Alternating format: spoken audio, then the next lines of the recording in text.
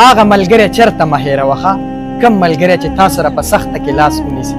هغه ملګري ته چېرته خپې مه وهه کم ملګری چې تا سره د زړه نه وي هغه ملګري ته سپک چېرته مه ګوره کم ملګری چې تا ته حاضر جناب وي د هغه حاضري به د هغه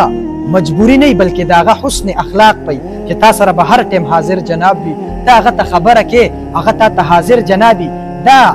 دا حاضر جنابه کېدل دا ته د هغه مجبوري مه ګڼه بلکې دا ته د هغه خوش اخلاقي وګڼه د هغه حسن سلوک وګڼه او کله چې د سره په ژوند کې یو انسان